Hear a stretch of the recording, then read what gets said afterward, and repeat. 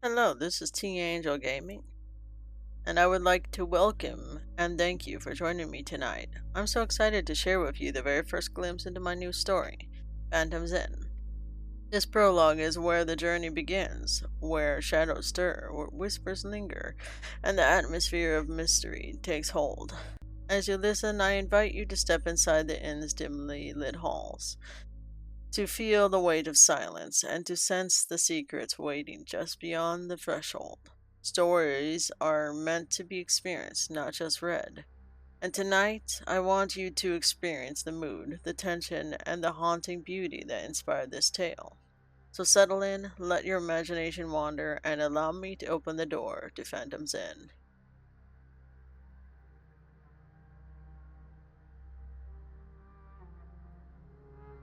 The prologue, the first encounter. The ballroom shimmered with candlelight, the kind that made everything look softer than it was. Velvet drapes, silver platters, laughter that didn't reach the eyes. Sarah stood near the edge of the crowd, her fingers curled around a glass of champagne she hadn't touched. The fundraiser was for restoration, some old estate on the outskirts of town. Michelson's estate. She heard the name whispered before, always with reverence, always with unease. You look like you look like you'd rather be anywhere else, I said, behind her. I knew the effect I had when I entered a room. Tall, black-haired, heterochromia eyes, one green, one blue, dressed to command attention, not request it. People noticed, they always did, and why shouldn't they? I'm not great with crowds, she replied. I smiled, but there was something unreadable in her eyes. Neither am I, but sometimes the right people find each other in the wrong places. I reached out to introduce myself. I looked at her with a confident smile. She glanced at my hand, then into my eyes. Shyly, she took it. Her grip firm, but something about it felt commanding. My name is Luke Haraway, the host of this glorious event, and I presume you to be Sarah West? She blushed sheepishly, clearing her throat. That is correct. It's a pleasure to meet the famous Luke Haraway in the flesh. I chuckled, shrugging. I guess my reputation precedes me. Would you like to sit at my table tonight? She nodded as I offered her my looped arm, smiling but not taking no for an answer. I led her toward my table, separate from the other guests, but close to the stage. She walked in silence. I saw her tuck a lock in her hair behind her ear. Nervous. I grinned at myself. She was quite the beauty. A shame this would be the final night I'd get to be in her presence. Oh well. We reached our seats. I placed her facing the stage, while mine sat facing hers.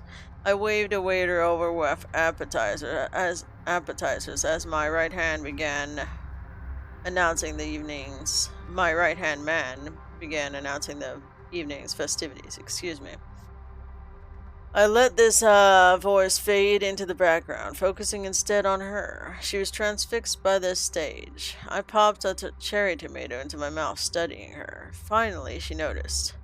This is all so exciting, she said. I've always wanted to go to the Michelson's manor, but it was always off limit. Why is it being restored?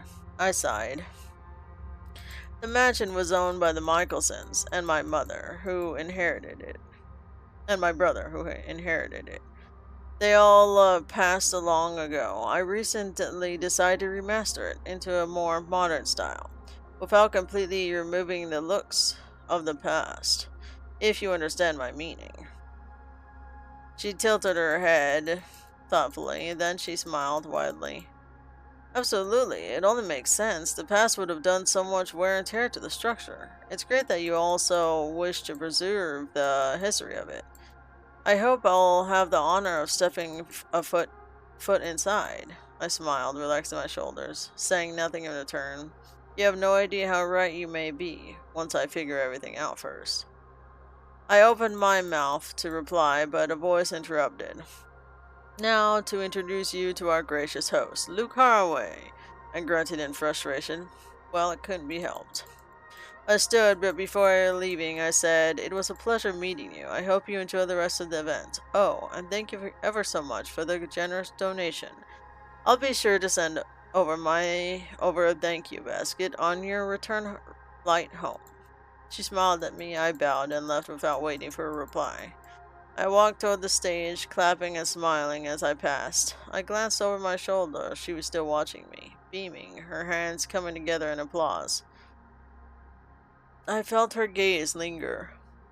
That kind of attention was familiar, but something about it felt different. She kept smiling, but her eyes flickered uncertainty. Maybe?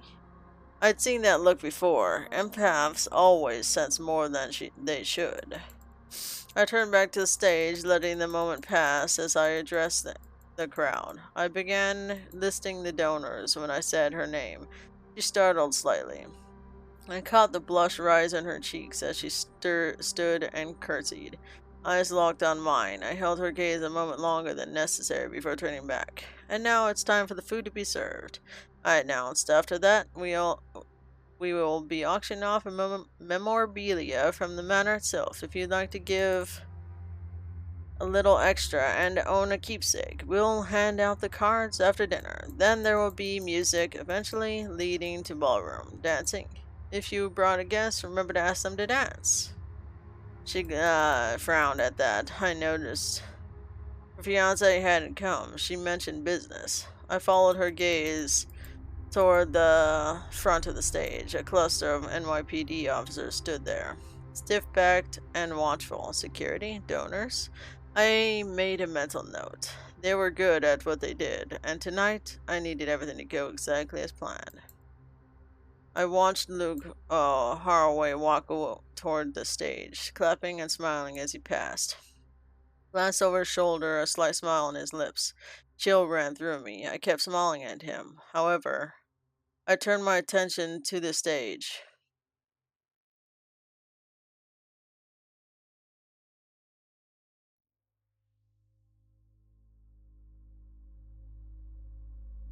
Uh, my attention to the stage. I wasn't sure what that feeling was.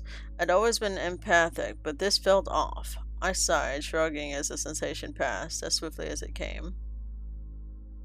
He began addressing the crowd, announcing the donors. When he said my name, I jumped a little, blushing at my reaction. I stood and smiled up at him, curtsying in response. His eyes stayed locked on mine before he turned back to the crowd. "And now it's time for the food to be served," he announced. "After that, we will be auctioning off the memorabilia from the manor itself. And if you'd like to give a little extra and own a keepsake, we'll hand out the cards after dinner. There will be music, eventually leading to ballroom dancing.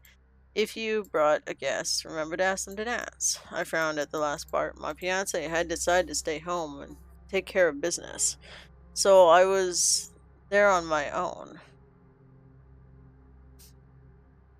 I noticed a group near the front of the stage. Was that the NYPD? Were they here as donors or extra security? I should do a report on them later. They were masters at solving the difficult cases.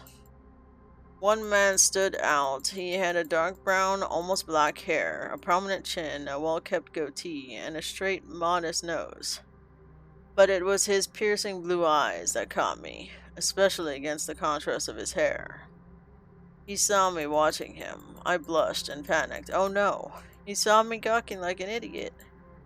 I sat back down and tried to hide my face. Footsteps approaching. His throat cleared. I looked up, blushing a deep red, thankfully hidden under the light makeup. "Hi, I'm so sorry. I didn't mean to stare," I said, standing quickly. He smiled and reached out to introduce himself. "Hi, don't worry about it. Being part of the police, it tends to happen. My name is Harry. I wanted to know if you were here, alone. And if I may be so bold, I'd like to invite you to come to sit with me and the chief." I shook his hand, thinking it over. I glanced around for Luke before replying. "Sure, I'd absolutely love to." Excuse me. "I was planning to introduce myself to your chief at some point." He smiled, looking over his shoulder, and gave a thumbs up. Then he offered his arm politely. I took it. Unlike with Luke, this wasn't a silent walk. "My name is Sarah West, by the way." He nodded. I know, we looked over the guest list to make sure people who were meant to be here were, versus people who weren't. He stroked his hair back briefly. Smooth as he was, he blushed a little, coughing and clearing his throat. However, I didn't expect your appearance to be so striking. I chuckled. He's flirting with me. Sorry to burst your bubble. As much as I appreciate the compliment, I'm spoken for. He frowned, then shrugged. No worries, the reason we invited you is the same reason you had. No other reason, he said, with humor in his voice. But I knew better. He was disappointed, just like others who flirted before. We arrived at the chief's table, and he immediately stood, beaming. Miss West, it's a pleasure to finally meet the famous journalist in person. I read every article online. You're amazing. Caught off guard, I blushed a deep crimson that managed to shine through my makeup. I cleared my throat, trying to compose myself before replying. Thank you so much. I didn't expect to hear that. I'll travel anywhere in the world if there's a mystery to be found. As I spoke, I reached for his outstretched hand. So I've heard, he said warmly, shaking mine. My name is Bernard Johnson. Before we could settle in, a voice rang out from the kitchen. Dinner is served. Tonight's a five-course meal, and it's seafood night. Enjoy. If you have allergies, we've prepared an alternative. Beef stew, fresh bread, goat cheese, and grapes. Red wine of the finest vintage will be served as well. Once again, enjoy. I lit up instantly. Both Harry and Bernard noticed. Sorry, I said, blushing again. Seafood is one of my favorite things. Any kind, really. They chuckled as the waiter arrived with our first course, clam chowder, Boston style, paired with a shrimp and crab salad, and soft bread for dipping. I beamed at the spread, placing my napkin on my lap as the wine was poured. We began eating and chatting casually. Between bites, I glanced around, wondering where Luke might be. I shrugged to myself. I had to pace my appetite too much, and I'd be full before the third course. I ate half the salad, half the chowder, and only a portion of the roll. Midway through the meal, Bernard leaned in slightly. So, Sarah, I wanted to talk to you about why we invited you. I sipped my wine and nodded. I was going to ask, but I didn't want to interrupt the casual conversation. He shrugged, resting his hand against his chin, clearly weighing his words. Well, he began. I've heard rumors about the estate. He's remodeling from what gather. The changes are minor, yet the amount of money he's requesting is suspicious. It could be nothing, just talk, but we plan to investigate before the renovations are complete. I sipped my wine thoughtfully as the second course arrived. Shrimp cocktail, oysters, mussels, and pre-cracked crab, accompanied by an array of dipping sauces. Spicy and mild. I reached for the crab first, savoring the flavor with a quiet gush of delight. After finishing one leg, I finally felt ready to speak. I've thought about it, I said, dabbing my lips with a napkin. And you might be right. It's strange how he invited such specific mix of people, writers, journalists, artists, musicians, even an actor or two. But one couple stood out. They're well off, but not wealthy like most of us. Jessica and her husband. He's a renowned psychologist, and she's an online influencer. So, why them? Bernard cracked a piece of crab and chewed thoughtfully before replying. Well, I was hoping you could discreetly dig into things, maybe even visit the mansion. We can arrange for you to be escorted safely, preferably at night. Harry cleared his throat. If you don't mind, I'd like to be the one to escort her. Bernard smiled and patted his shoulder. Of course, you're my best detective. I was going to suggest you anyway. It'll be quiet and undercover. Harry nodded, smiling. I won't let you down, Chief. I smiled at both, nibbling on an oyster before replying. When would we be doing this? Bernard folded his arms, scanning the room before he could answer. The third course arrived. Mahi-mahi kebabs, alongside vegetable skewers for a palate cleanser. We each took one of each. They were delicious, quick bites full of flavor. After he finished, Bernard leaned in again. Tonight, after the event, I plan to pull Luke aside and discuss security measures for the estate. just in case. Meanwhile, you and Harry will leave under the guise of him escorting you back to your hotel. I glanced around, a strange sensation crawling over me, as if someone was watching. Were watching. My hand twitched against my thigh.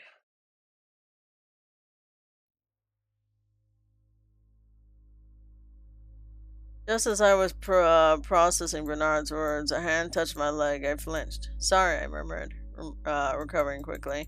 I got lost in thought. I think it's a great idea. I was planning to scope the place out on my own anyway. Harry frowned slightly, clearly registering my reaction. I shook my head, brushing it off. Sounds like a plan, Chief, Harry said, while still watching me with concern. That's why Harry is the best detective. Bernard clapped his hands in triumph. After that, he and Harry chatted quietly. As the fourth course arrived, tuna steak with coconut curry sauce. Over a bed of rice. We dug it in, at least they did. I ate in silence, my mind spinning. How would the trip go? What would Harry and I talk about? What would Luke find out? The dessert arrived, rich chocolate mousse topped with whipped cream and dust of cocoa powder.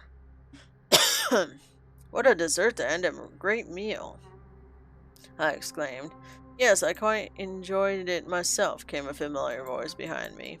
I turned, startled. Luke stood there, smiling. Hello again, Sarah. I see you've made acquaintances with the chief and his detective, Harold Jackson.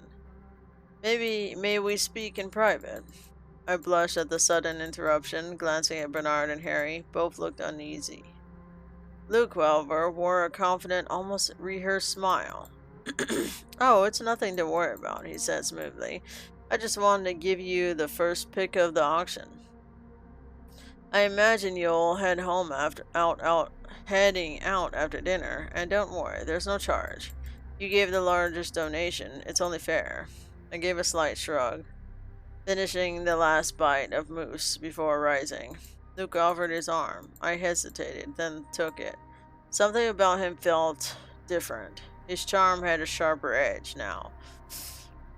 We slipped behind the scene where he revealed the items. I gasped.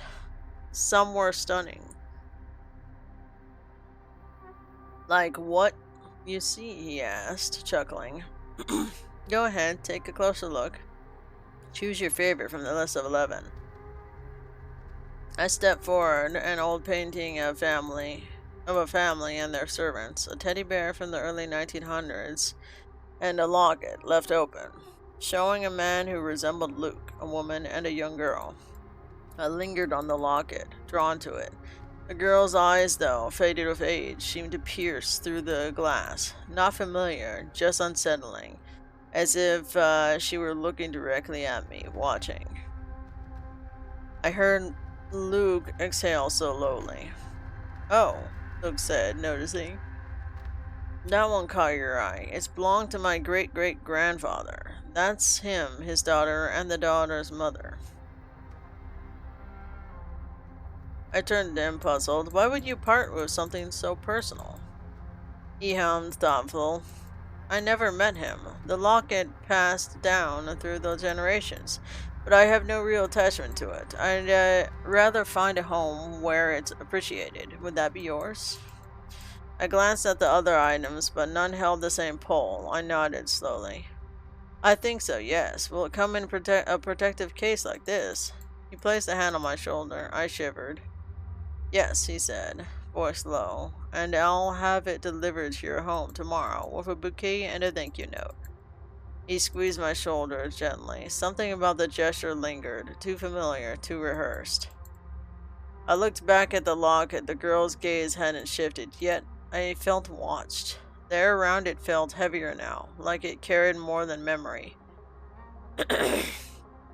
As we walked back down toward the ballroom, the weight of the locket's presence pressed against me.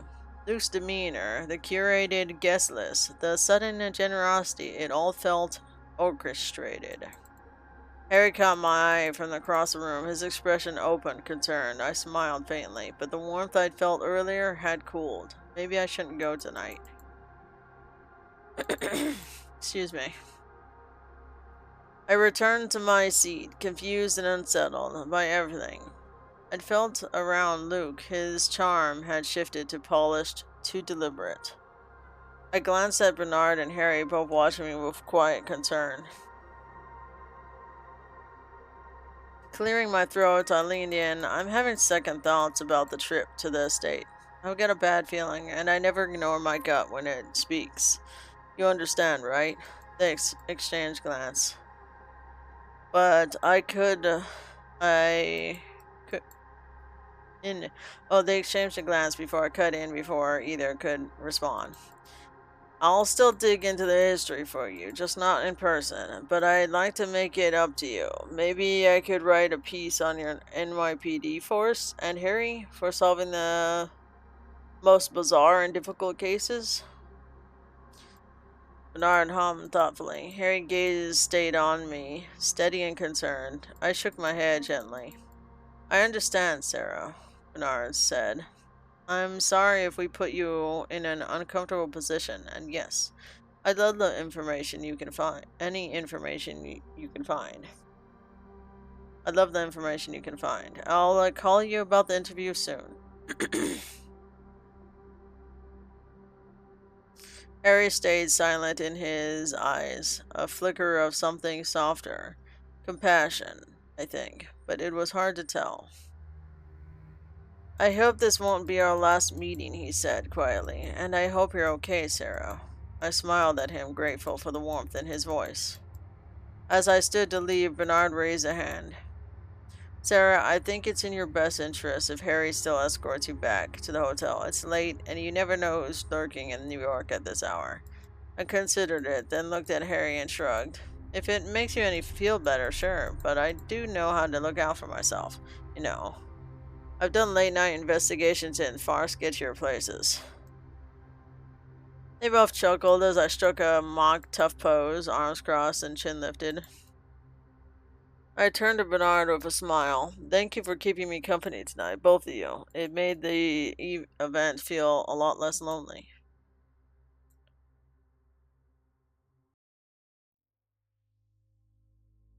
Their smiles matched mine, warm and genuine, and with that, Harry and I headed out.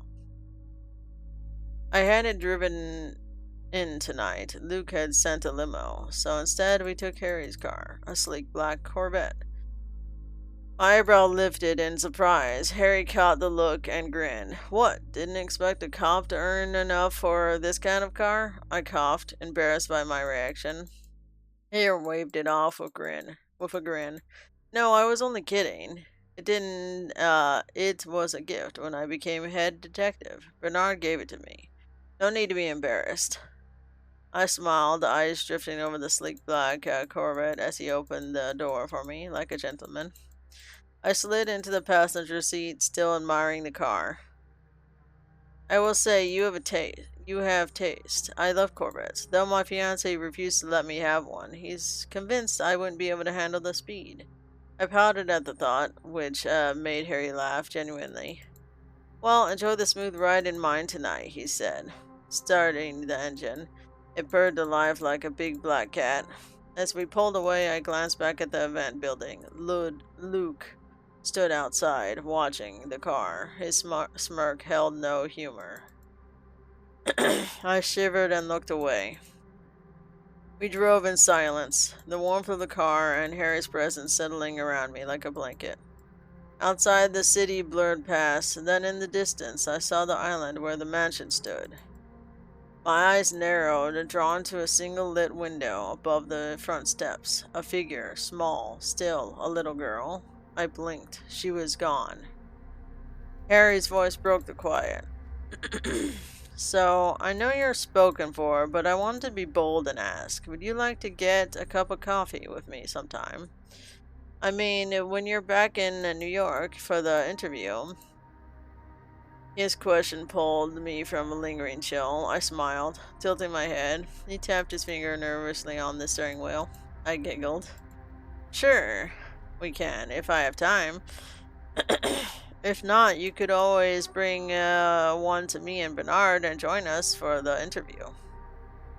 He nodded, tapping the wheel again, like a mental note. Interview is in February. I'll call Bernard when I get home, first thing in the morning. Got it, I said, smiling. And don't worry, I'll stay warm. It gets cold in Michigan, too. He chuckled, bonking his head gently. Right, Michigan. I keep forgetting. Our banter faded as the trip came to an end. We pulled up to the hotel. That was a quick and very smooth ride, I said with a sad smile. Harry laughed, stepping out and circling around to open my door. I slipped on my jacket and shivered as the cold air hit me. What?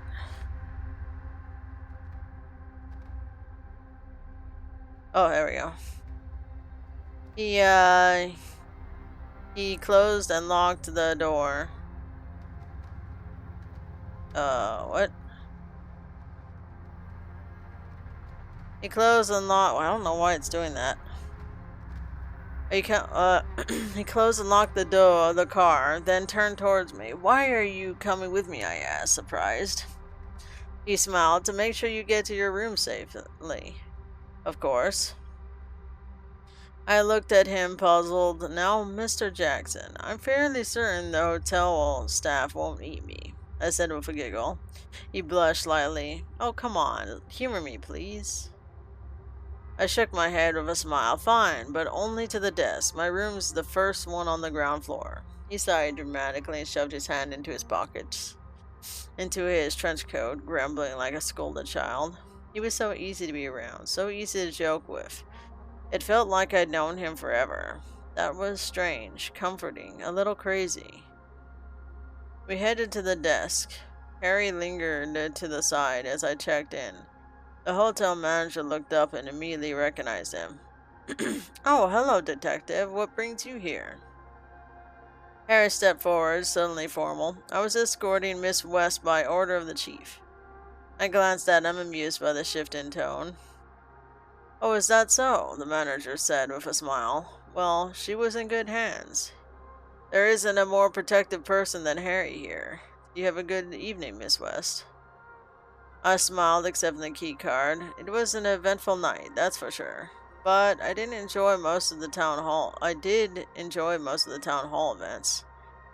The manager smiled, then turned to Harry.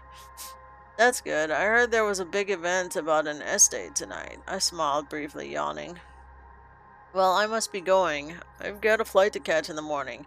It was nice meeting you. I turned from the desk and headed toward my room. Harry jogged to catch up. Wait up.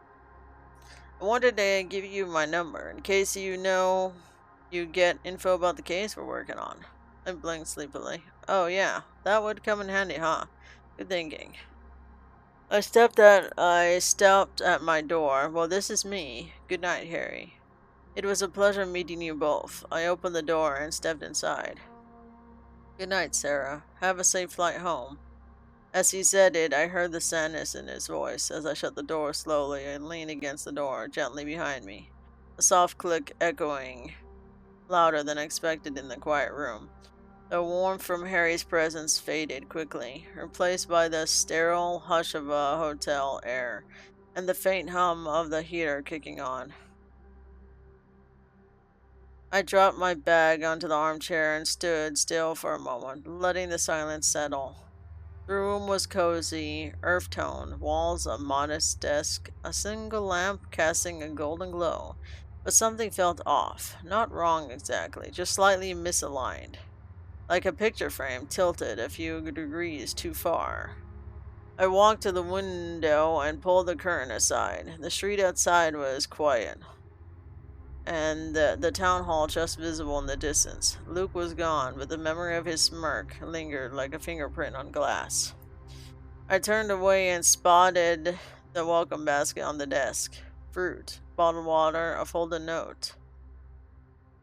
I opened it. Thank you for attending tonight's events. We hope you find it memorable. Memorable.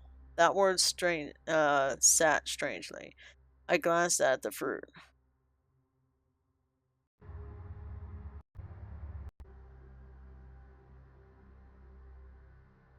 I glanced at the fruit. grapes, goat cheese, bread. The same offering mentioned earlier for those with allergies. A coincidence, surely, but it made my stomach twist. I sat on the edge of the bed, reaching for my phone, intended to save Harry's number. But my fingers hesitated. Instead, I opened my photo app and zoomed in on the picture I'd taken of the auction items earlier. The locket was there, slightly blurred, but the girl's face was clear enough. Her eyes didn't follow me, not exactly, but they held something, a stillness, a knowing. I locked my phone and set it face down. The heater clicked on again. A soft creak came from the hallway. Just the building settling, I told myself. Still, I stood and double checked the lock on the door. Then I turned off the lamp and climbed into bed and stared at the ceiling. I wasn't going to the estate, not tonight, maybe not ever, but something told me it might come to me instead. And with that, that ends our introduction to Phantom's Inn. I hope you enjoyed it and enjoyed listening as well. I will be putting this up on my YouTube, and I hope to hear from you on what you think about it. Thank you for listening. This is T-AngelGaming, signing off. Good night.